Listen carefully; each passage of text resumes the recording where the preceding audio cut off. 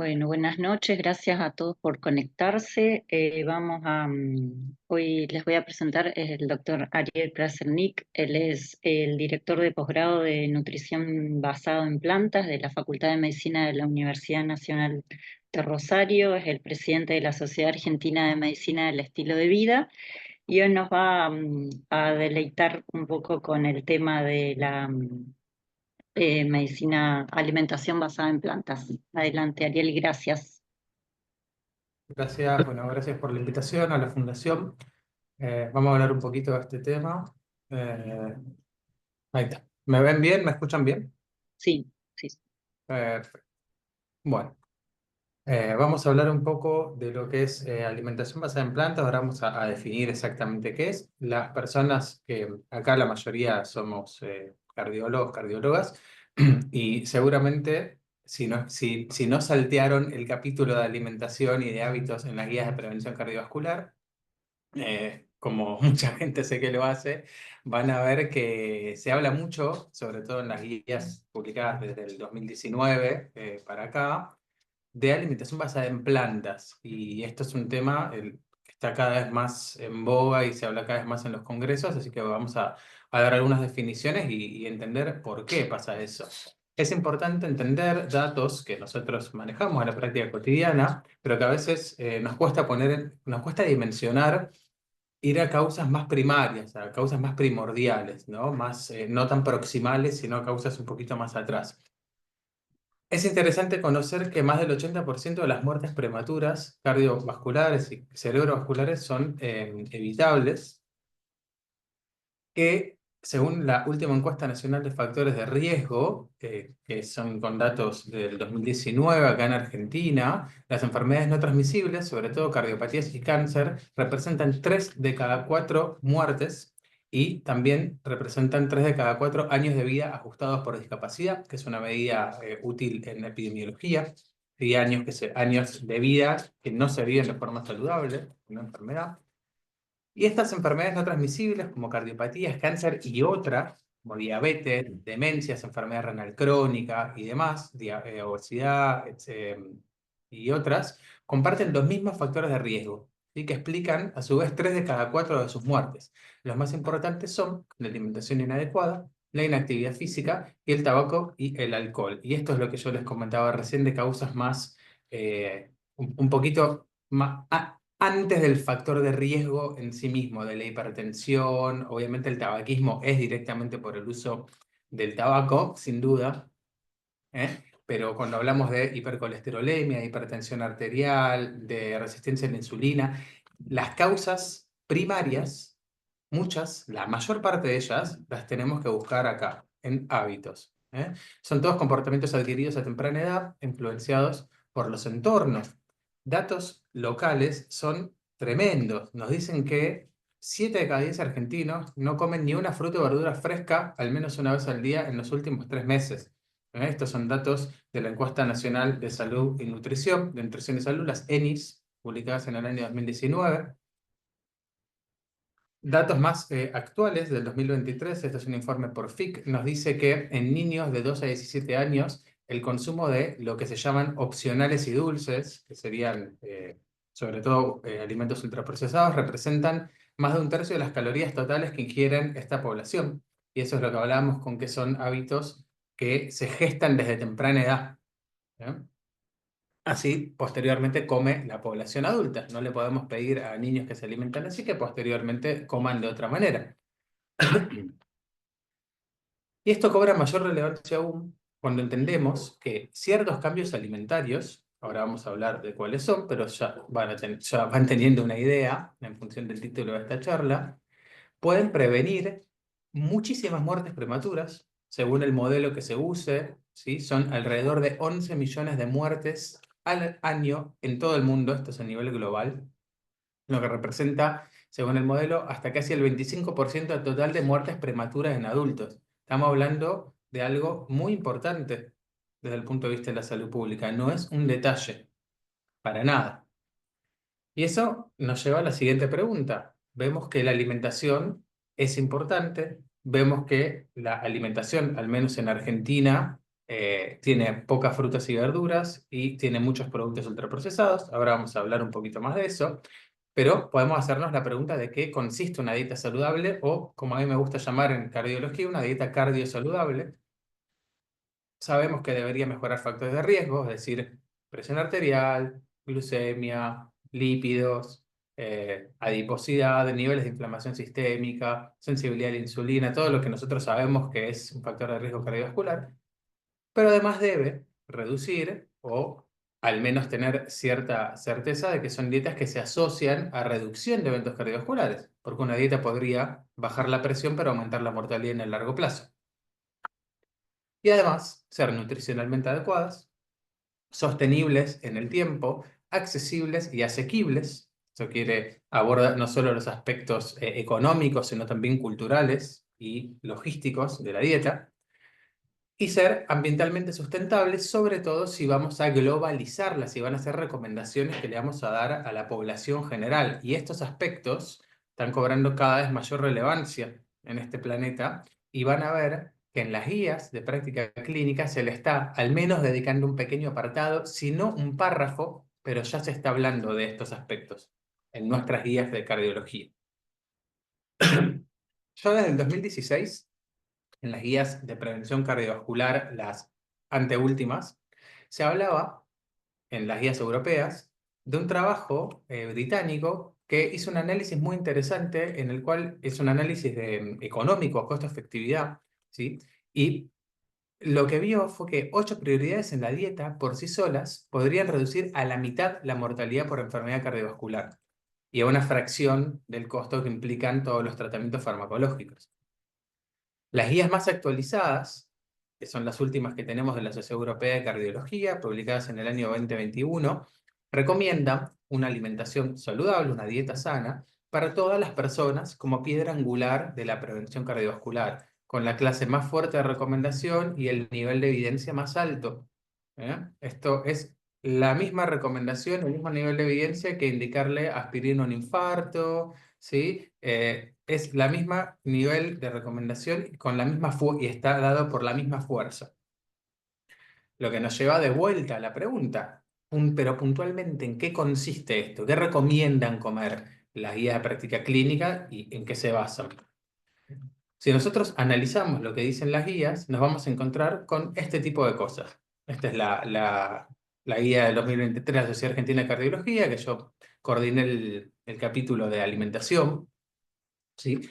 Es bastante similar a lo que dice la guía de la American Heart de enfermedad coronaria crónica, la guía europea de diabetes y enfermedad cardiovascular, las de hipertensión, las de prevención cardiovascular, tanto europeas como norteamericanas, ¿sí? Nos encontramos más o menos con los mismos patrones alimentarios que se van repitiendo, que son las dietas mediterránea o tipo mediterránea, la dieta DASH. Estas dos nos deben sonar, las hemos estudiado, las vemos frecuentemente, pero un término que empezó a aparecer, sobre todo a partir del 2018-2019, es esto que dice plant-based, y en eso nos vamos a basar un poco en esta charla. ¿Qué es plant-based?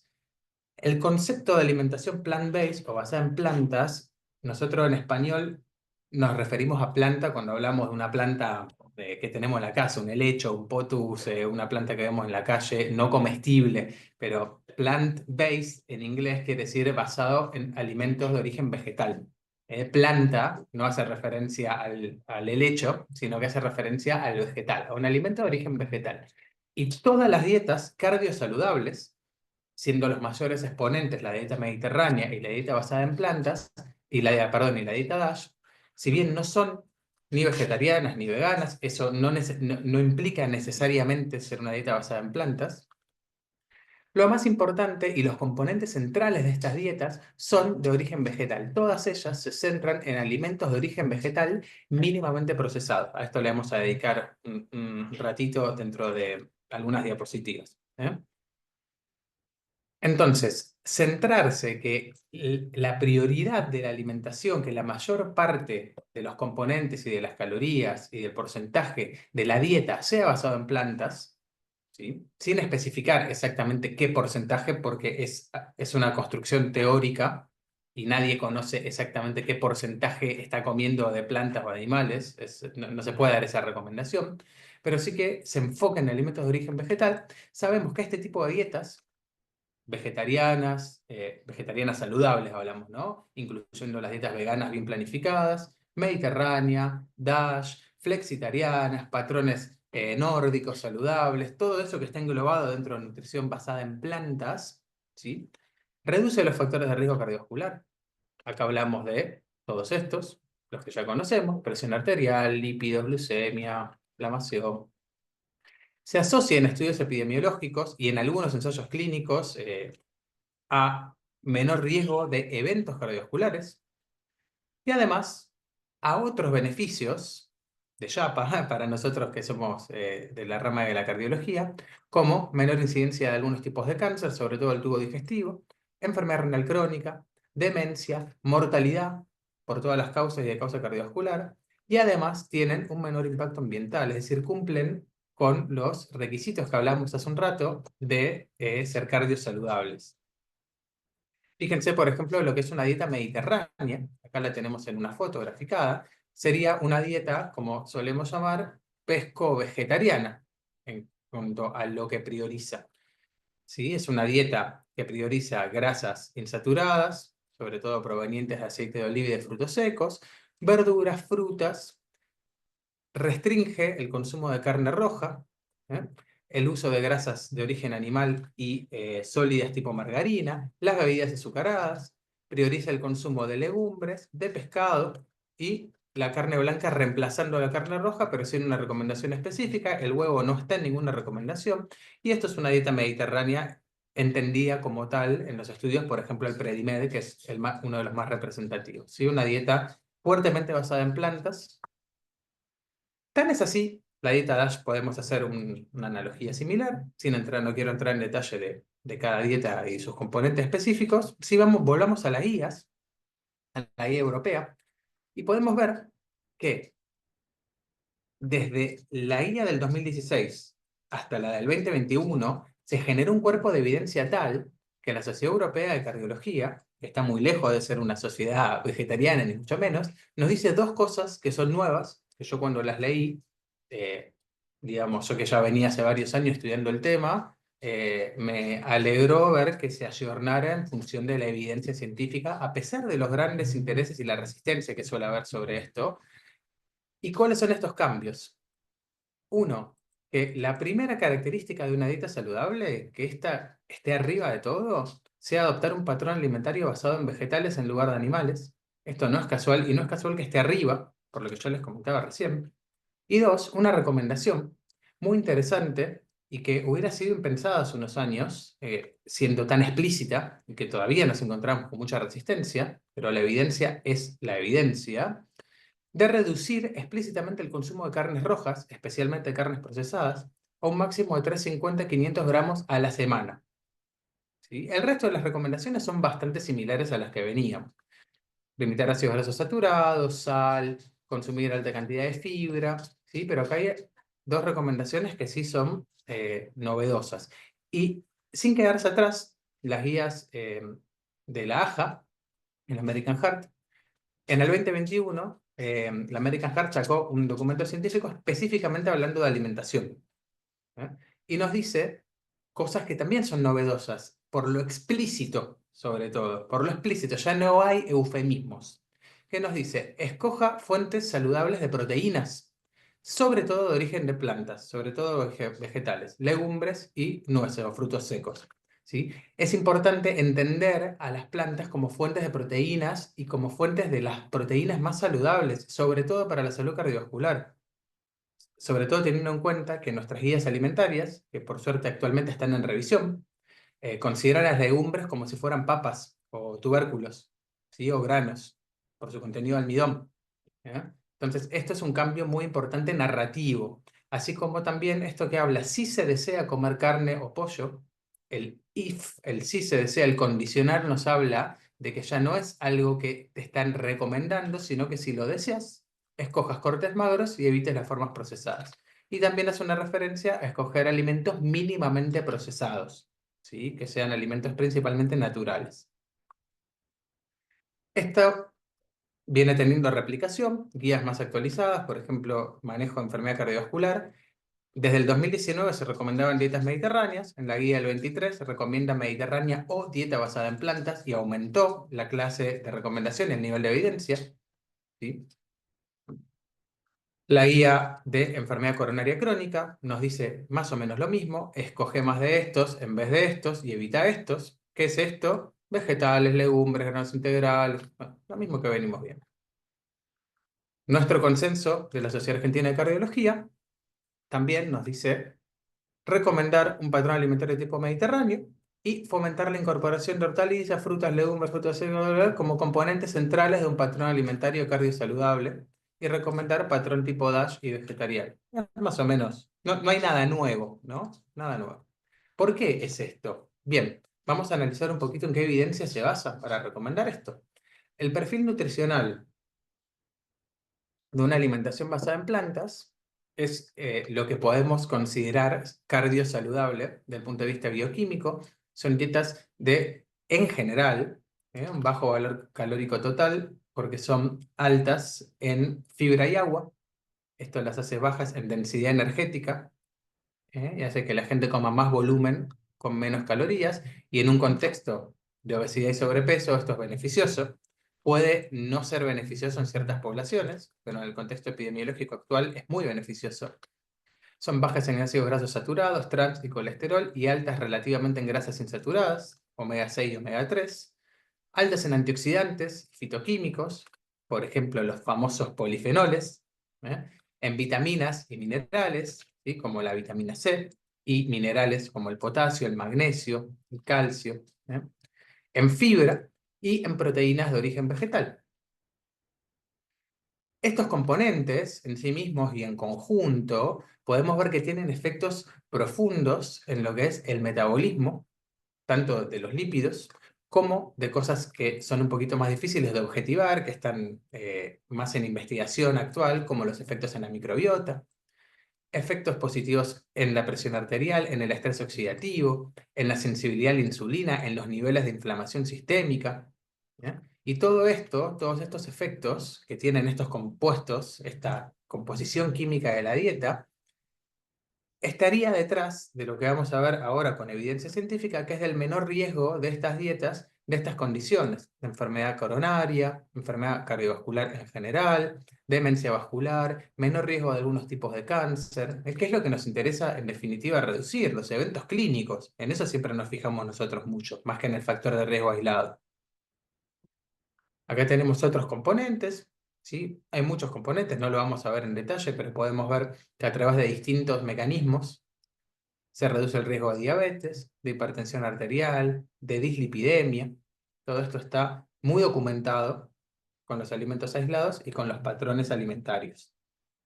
Tan es así que, como yo les venía diciendo, se fue generando una pila de estudios científicos sobre este tema. Este es uno que a nosotros, este tipo de revistas nos gusta mucho. La European Heart Journal es una revista que consumimos mucho en cardiología. En el 2023 se publica un metaanálisis de ensayos clínicos de dietas vegetarianas o veganas, estableciendo un efecto promedio de reducción de ApoB de 12,9 miligramos por decilitro y de colesterol LDL de 0,30 milimoles por litro. Esto hay que multiplicarlo por 39, ¿sí? Para que nos dé los miligramos por decilitro. Y tenemos, así como esa revisión que les mostré simplemente a modo de ejemplo, un montón de ensayos clínicos y también estudios observacionales que están resumidos, como hay tantos, tantos, tantos, cada vez más se resumen en estas grandes revisiones de revisiones, que se llaman revisiones en paraguas o umbrella review, que resumen resultados de varias revisiones sistemáticas, como esta que tenemos acá, del 2024, que incluyó 48 revisiones sistemáticas con metaanálisis. En este caso se consideraron exclusivamente dietas veganas o vegetarianas. Recuerden que la definición de dieta basada en plantas no es necesariamente una dieta vegetariana, tiene que ser una dieta centrada en alimentos de origen vegetal. En esta revisión el criterio de inclusión fue eso, y se vio que este tipo de dietas llevaba a un menor peso e índice de masa corporal, menores niveles de glucemia y hemoglobina glicosilada, colesterol LDL, niveles de PCR ultrasensible Y en estudios observacionales, en los cuales se puede seguir grandes poblaciones de miles o cientos de miles de personas durante varios años, que son las que nos permiten ver eventos cardiovasculares, se asocia este tipo de dietas con menor riesgo de cáncer total y colorectal y menor riesgo de enfermedad cardiovascular total y cardiopatía isquémica. Otra revisión, también publicada a fines del 2024, bien fresquita, tenemos una revisión en paraguas también de revisiones sistemáticas. También se asignaron, estudiaron las dietas vegetarianas y veganas. Recuerden que son exclusivas, pero muchas veces se estudia dietas veganas y vegetarianas como si fueran las únicas basadas en plantas. Recordemos que no lo son. ¿eh? Bueno, acá tienen más o menos la metodología y lo que se ve es que este tipo de dietas reduce con niveles de evidencia, con certeza de evidencia, que es a lo sumo moderada por algunas limitaciones de que al final vamos a ver que son inherentes en general a los estudios de nutrición. Es distinto estudiar nutrición que estudiar fármacos por muchos motivos. Es más complejo y el método Grade a veces no puede capturar bien eso. Pero como conclusión, incluso teniendo en cuenta esas limitaciones, se concluye que se puede recomendar un patrón alimentario, en este caso vegetariano, para reducir factores de riesgo cardiovascular, mortalidad y la incidencia de enfermedad cardiovascular total. Más estudios de cohortes prospectivas, en este caso con más de 2,2 millones de participantes y 76 cohortes. La mayor adherencia a dietas basadas en plantas se asoció con menor riesgo a diabetes, enfermedad cardiovascular, cáncer y mortalidad de cualquier causa. Y esto es un efecto mayor con mayor consumo de vegetales integrales. Este tipo de estudios, si les interesa la nutrición y la nutrición basada en plantas, lo van a ver mucho y son interesantes porque son tal vez un poco más representativos de lo que pasa en la realidad de las personas que la mayor parte no son ni vegetarianas ni veganas. Estos adherencia a plant-based son scores, puntajes, que se construyen cuando se hacen las cohortes, se les hacen cuestionarios alimentarios para saber qué comen y se pueden construir puntajes en función de su adherencia, de su mayor consumo a ciertos grupos de alimentos o no. ¿Sí? En este caso, los puntajes de dietas basadas en plantas se suelen construir con, por ejemplo, suma puntos si consume vegetales, frutas, legumbres, granos y semillas, mayor a ciertas veces de la semana. Y resta los que lo consumen menos cantidad de veces a la semana. Y a partir de ahí se puede construir puntajes de adherencia, que en general se dividen en quintilos o en decilos, y se compara el decilo superior con el decilo inferior. Y los decilos superiores no necesariamente son vegetarianos y veganos. Por eso digo que son más representativos. ¿Sí? Son las personas que comen más plantas en las cohortes, digamos, entre comillas, con dieta normal. ¿Pero por qué son estos efectos beneficiosos? ¿Sí? ¿Es por comer más plantas? ¿Es comer menos carnes o menos alimentos de origen animal? ¿Es comer menos ultraprocesados? ¿O son variables confundidoras que están metiéndose ahí en los estudios observacionales? Bueno, hay un poquito de todo. Hay un poquito de todo. Sin dudas, comer más plantas es beneficioso. Esto está documentado hoy deben ser cientos, si no miles de estudios.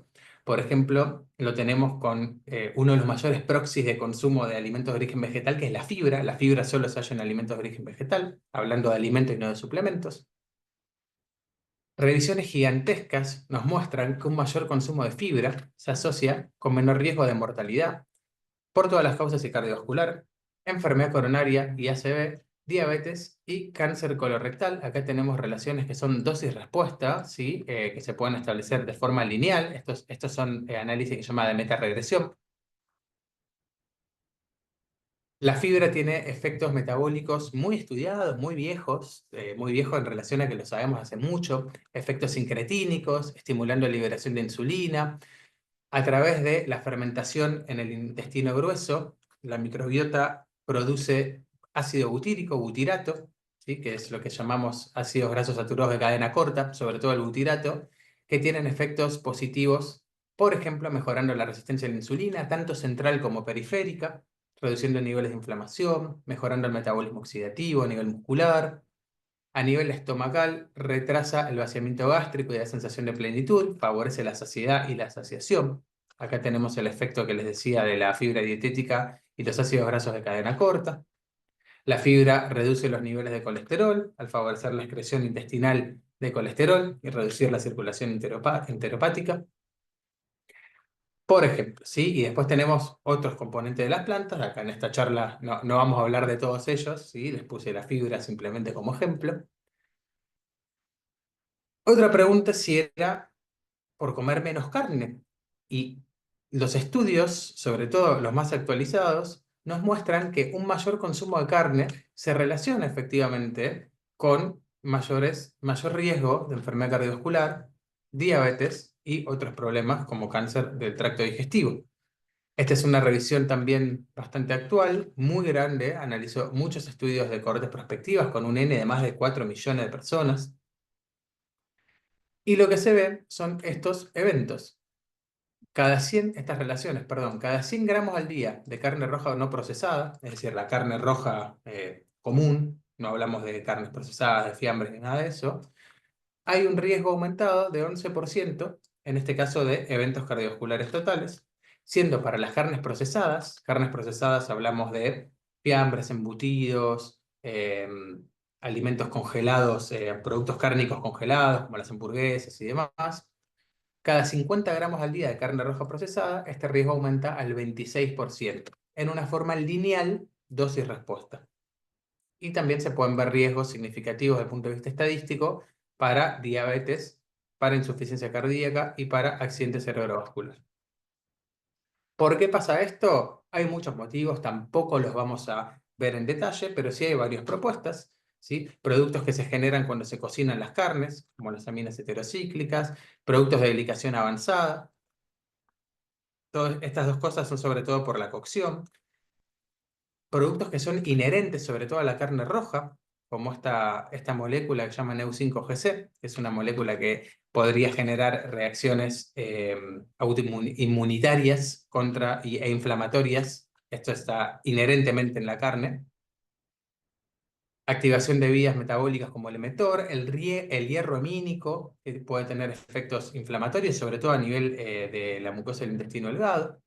La presencia de grasas saturadas, que esto está muy estudiado, también de grasas trans presente en otros alimentos y naturalmente también en la grasa de los rumiantes.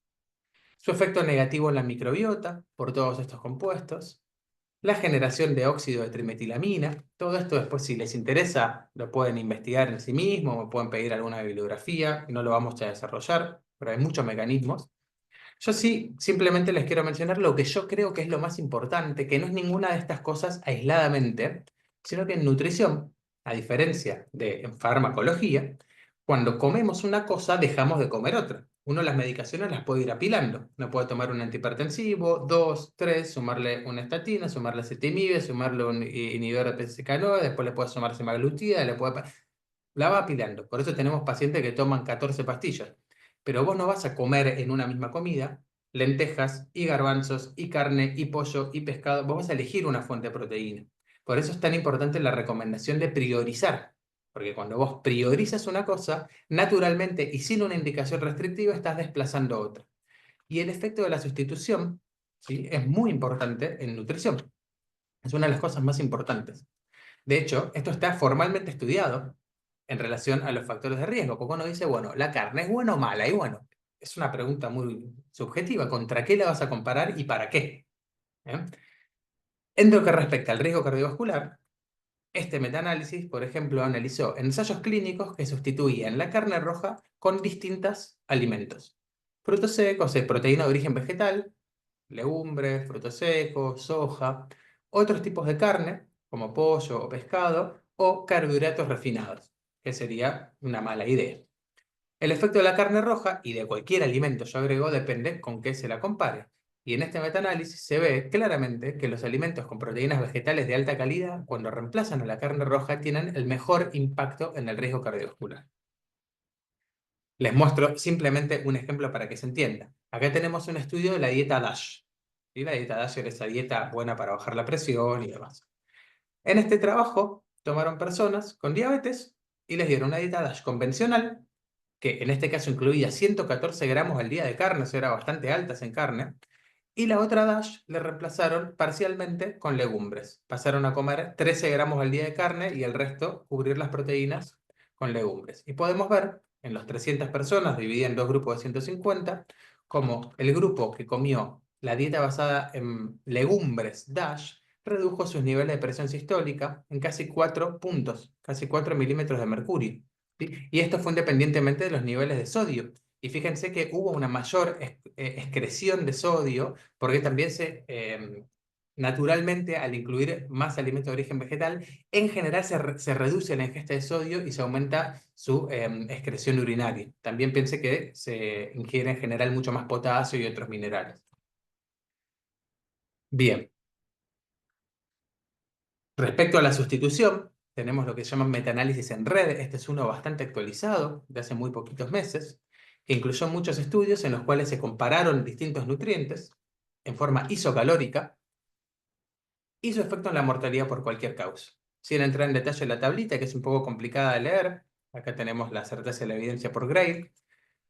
Las conclusiones son que la reducción del riesgo en la mortalidad observada al sustituir grasas saturadas y carbohidratos con grasas insaturadas y sustituir proteína animal por vegetal refuerza el rol de las dietas basadas en plantas en las guías alimentarias, ¿sí? Sobre todo cuando hablamos de dietas basadas en plantas, en las cuales nos hace hincapié en carbohidratos refinados, que también estamos inundados de eso, ¿sí? De harinas refinadas, azúcares libres y demás, que son también de origen vegetal, y favorecemos el consumo de alimentos de origen vegetal ricos en fibra, en proteínas y en ácidos grasos insaturados.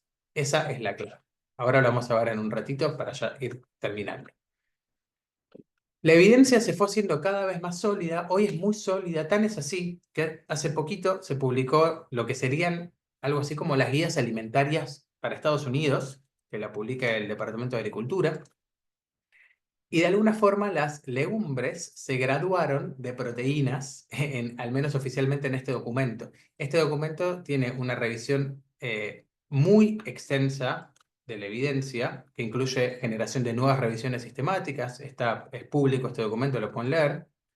Y el comité recomienda que las legumbres pasen de ser verduras a ser alimentos proteicos para alinearse con la evidencia que apoya fomentar más consumo de proteínas de origen vegetal. Y de hecho, dentro de las prioridades, ponen primero a las legumbres, porotos, arvejas, lentejas, segundo a los frutos secos, semillas y productos de soja, tercero a los pescados y mariscos y por último carnes, aves y huevos. Esto sería el orden de prioridad en el consumo. Y esto en Estados Unidos, créanme que es un montón, más teniendo en cuenta las presiones y el lobby que recibe el USDA, el Departamento de Agricultura de Estados Unidos. Por último, dos palabritas sobre esto que yo ya les venía adelantando. Recuerden que una dieta basada en plantas es lo que venimos hablando, es una dieta que se centra en alimentos de origen vegetal mínimamente procesados. No se define por exclusión. Una dieta vegetariana o vegana, por ejemplo, se define por exclusión. Una persona vegana no come alimentos de origen animal, una vegetariana no come carnes, pero esas definiciones, el problema que tienen es que no explicitan que sí se come. Y se puede comer, y de hecho yo conozco porque atiendo hace muchos años este tipo de población, personas con dietas vegetarianas o veganas que comen muy pocas plantas y que comen galletitas, fideos, papas fritas, comida rápida, sanguchito de miga. Hoy ahí se consigue, acá en Rosario no tanto, en Buenos Aires se consigue de todo. Pizza, empanadas, sanguchito, galletitas, hasta bizcochito de grasa, todo, pero vegano. Y eso no lo hace saludable necesariamente, ¿sí? No lo hace saludable. De hecho, tenemos análisis de que los scores de los puntajes de dieta basadas en plantas que les decía antes se pueden subdividir en plantas saludables, que son alimentos de origen vegetal, de los que vimos antes, frutas, verduras, legumbres, semillas, frutos secos, etc. O alimentos de origen vegetal no saludables, que son gaseosas, caramelos, snacks, y se ven asociaciones inversas. Vean que un score de dieta basada en plantas saludable se asocia, en este caso, con menor riesgo de cardiopatía isquémica. Pero una mayor score de dieta basada en plantas no saludables se asocia con mayor riesgo de cardiopatía isquémica. Son divergentes las asociaciones.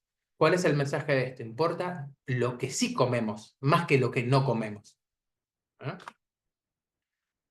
¿Cuántos años de vida nos puede hacer ganar esto? ¿Qué impacto puede tener?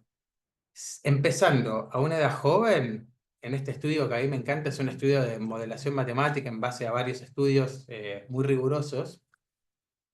Empezando a los 20 años, con un patrón de alimentación, se estima que se pueden ganar hasta 13 años más de vida. O sea, en vez de morir a los 70, uno puede morir a los 83, digo por decir, para hacer una cuenta fácil. ¿Sí? ¿Cuáles son estos cambios? Más granos integrales, más legumbres, más frutos secos y menos carnes rojas y procesadas. Estos son modelos basados en estudios rigurosos de, sobre todo, de cohortes prospectivas. Algunas limitaciones de la evidencia. En nutrición, por cuestiones técnicas, se suele recurrir mucho a estudios observacionales.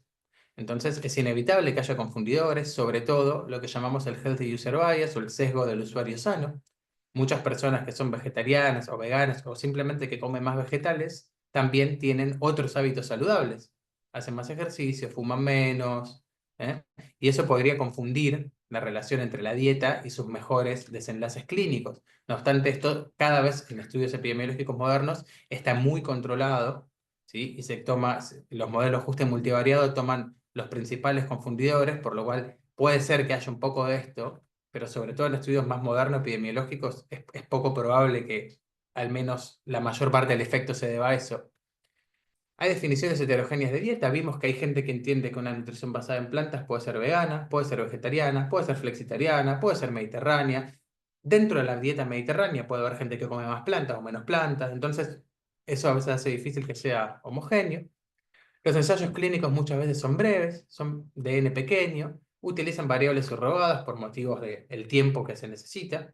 Es más difícil controlar la glucemia o la presión, pero para evaluar mortalidad o infartos hace falta seguir muchos años y mucha gente. Muchos estudios no tienen cegamiento porque no se puede cegar una dieta. Si yo te doy una dieta vegetariana te vas a dar cuenta, ¿sí? Las intervenciones son heterogéneas o a veces son multidimensionales, incluyen también ejercicio, también manejo de estrés, son intervenciones de estilo de vida. Y las revisiones y metaanálisis muchas veces tienen heterogeneidad, los estudios primarios son de baja calidad, las revisiones muchas veces dejan mucho que desear y demás. Pero con todo eso, cada vez se tiene más en cuenta y la evidencia sigue siendo bastante consistente, como que todo apunta hacia el mismo lado, teniendo en cuenta las limitaciones, ¿no? Obviamente. Entonces, ¿qué estrategias apoya la evidencia actual? Menos animales, más vegetales. ¿Sí? Esto no quiere decir necesariamente hacerse vegetariano ni vegano, a menos que uno tenga una motivación distinta, que puede ser ética, por ejemplo, o ambiental, pero sí que incluir sobre todo alimentos de origen vegetal está apoyado por las principales guías y hay una evidencia muy fuerte que la avala. Menos paquetes y más alimentos, comer menos cositas empaquetadas y ultraprocesadas y más alimentos naturales. Y mientras antes, mejor, ¿eh? Empezar con una dieta saludable, con patrones alimentarios y buenos hábitos a edades tempranas, es mucho mejor. Recuerden que el riesgo cardiovascular se construye desde edades tempranas. Esto lo sabemos mucho para el colesterol y por otros factores de riesgo, pero también corre para los hábitos, ¿eh? Esta frase ya está muy remanida, pero para los que no la conocen se las dejo porque resume básicamente lo que tenemos que tener en la mente. Coma comida, comida es comida, no paquetitos, comida. Sobre todo de origen vegetal y no demasiada. Si uno come comida y sobre todo plantas, en general lo del medio se regula bastante solo. Por último, los invito, si les interesa profundizar, nosotros tenemos, ya es la quinta edición de nuestro posgrado de nutrición basada en plantas, ahora ya está en marcha, empieza una vez al año, es anual en la cursada, se cursa en la UNR, acá tienen más información si les interesa, ¿sí? Les dejo también el link para mis redes, ¿sí? De Instagram, que es donde soy más activo, en YouTube, en mi página web, en LinkedIn, y bueno, les agradezco la atención, espero que les haya servido la clase y estoy a su disposición para preguntas. Ay, muchas gracias, Ariel. Sí, la verdad que muy interesante. No sé si hay preguntas. A ver, en el chat.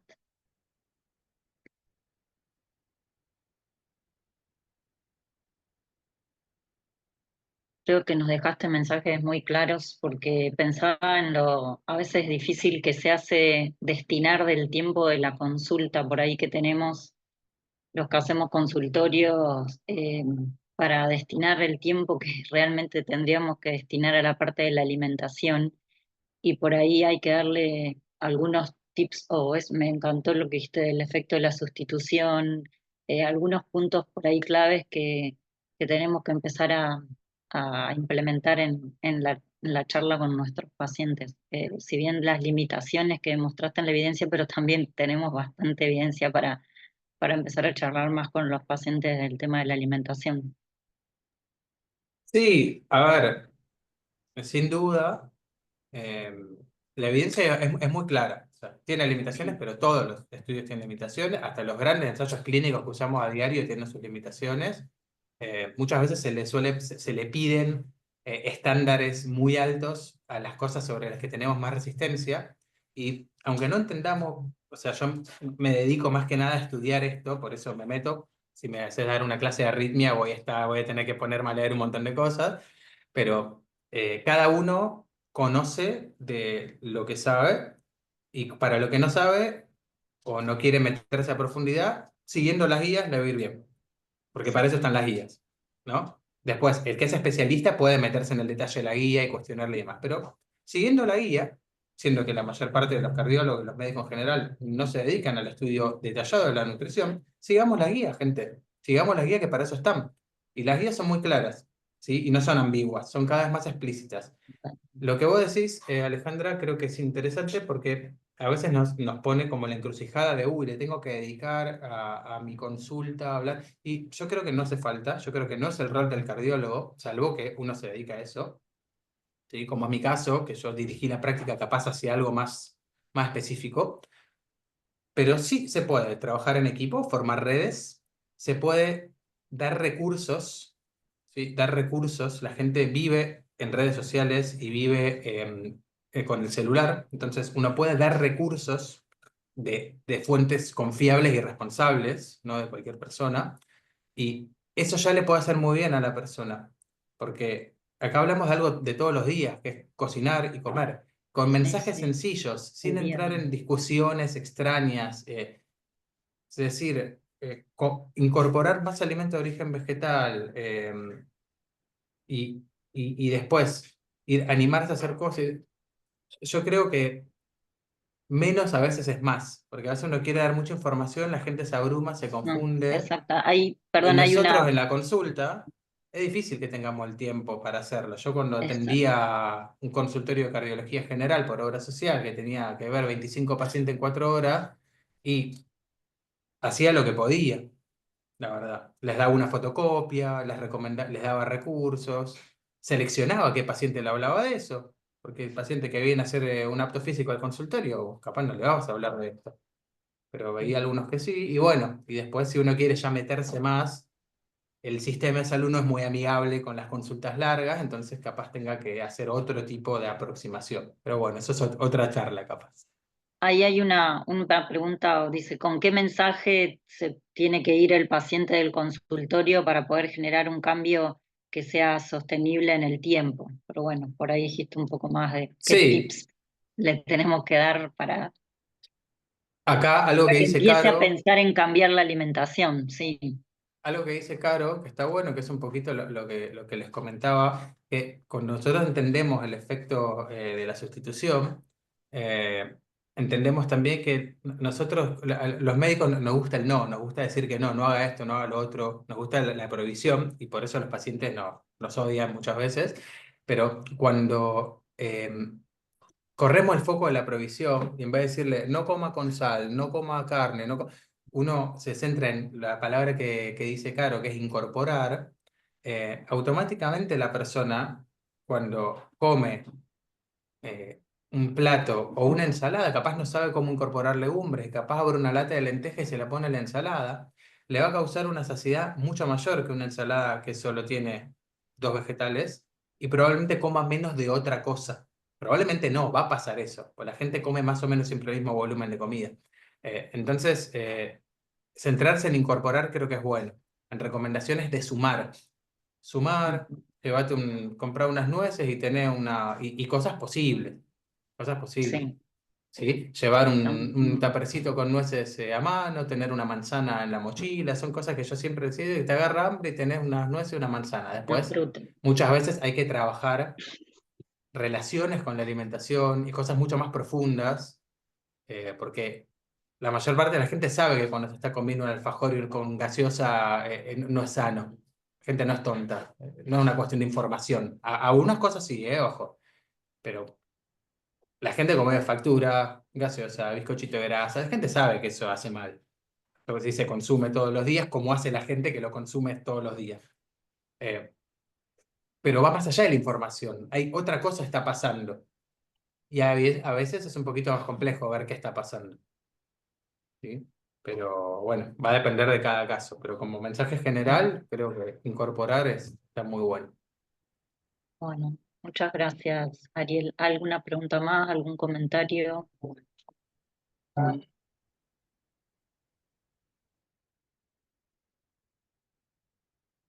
Bueno, bueno, nos despedimos entonces. Gracias y nos vemos en 15 días. Muchas gracias, Bueno, Ariel. Excelente, gracias. gracias. Chao. Gracias. Un abrazo.